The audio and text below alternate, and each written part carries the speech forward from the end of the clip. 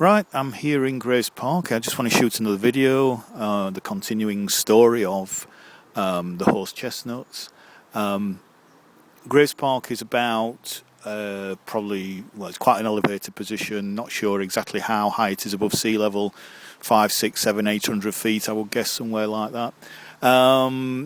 So we're in quite a high position here, quite exposed. However, this area is relatively sheltered. It's called Chantry Meadows or Chantryland Meadows, not sure which now. And I specifically want to look at this horse chestnut, which is quite a large one, and then there's one over there in the middle which is of a similar size, and there are smaller horse chestnuts there and just round the corner from that one. We'll have a look at this one first, and you can see that there is some leaf damage. A lot of that dark brown in the leaves is damage. It's not autumn colour, but there is some autumn colour on there. It's nice. We've just got the sun coming out now.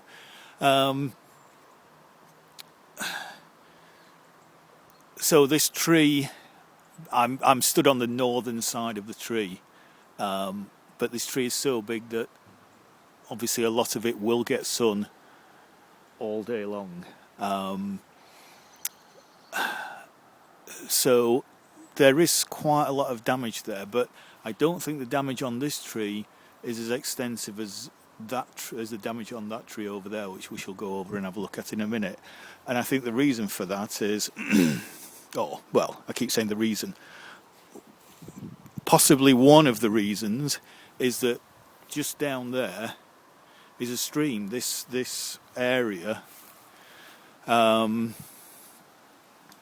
it's quite wet, it's quite boggy in winter, but of course because we're quite high up here and the stream, well, it's not even a stream, it's a brook, it's very shallow and it will dry out in summer. Nevertheless, that tree there is closer to water for most of the year, and the stream, if that way is south, that way is east, that way is west. The brook is going kind of east to west or west to east, whichever way you want to look at it. So my point is that tree is going to be under stress less in summer than these trees here, which are only a few meters away. There's a small tree there which seems to be quite badly affected. There is a pond there, but I think that's quite a new pond. Those leaves do look quite big, but that has been quite badly affected. Again, though, there is lots of competition. There's a Leylandii there, so that will take a lot of the moisture out of the ground in this position. And there's a lot of competition very close to that horse chestnut. And here there is another pond, but again I think it's relatively new. And the horse chestnut there, which is also damaged a little bit at the bottom, that's in a much worse state than the other horse chestnut over there. That just looks a healthier specimen. There is quite a bit of fruit on that, however. I can see lots of maybe not as many as there would be under normal conditions, but there's still quite a bit of fruit on that. And of course, that's in a more open site. It's in a sunnier site. It will get sun more throughout the day.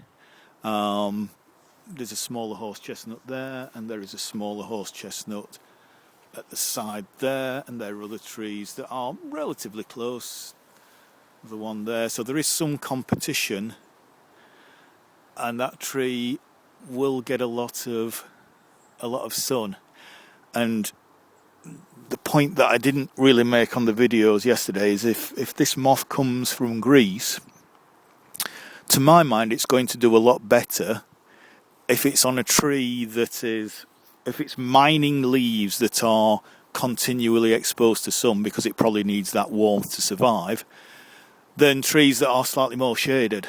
And that's why I think Sheffield may be quite a good place to do some serious research on this, because we're fortunate in Sheffield in the respect that the city's valleys tend to run from west to east, which means that you have a very sunny, quite dry northern slope that's south facing, and literally a few hundred yards or maybe a mile or two away you have a south facing slope, a north facing slope that's on the south side of the valley. Hi, you're right. So you have a north slope which is south facing, and a southern slope which is north facing. So you have quite extreme differences in climatic conditions within just a few hundred yards or a mile or so at the most, for most of the year. So, for example, in winter there can be 2 or 3 inches on the north facing slope, i.e. the southern slope, and on the northern slope, i.e. the south facing slope that gets sun all day even in winter, there will be no snow whatsoever. That probably means a lot for any species that is, that really requires just slightly warmer conditions to survive and to thrive. And this moth may, or may not, but may be one of those that does well in any position that gives it a sunny perspective throughout the whole year. If it has to hibernate over winter, I don't know the life cycle of the moth that's affecting these horse chestnuts, but it might just be that could be the difference. Because what I saw yesterday going round Dam Flask was that the horse chestnut trees on the northern side of Dam Flask, that's facing south, which gets sun all the day, were damaged to a given extent. And it seemed to be that the more competition the trees had around them for resources, for food, for water, seemed to suffer more than those trees who weren't having to deal with as much competition. But then if you went round to the southern side of the dam, the north-facing slope, which is very, very shady and cooler, from what I saw there, most of those trees were hardly touched at all. The only ones that were touched was the odd horse chestnut that was even on the southern side, even on the north-facing slope, the horse chestnut that was really exposed to the sun was affected to a given extent. So that's my take on what I think may be a part of what's happening here. And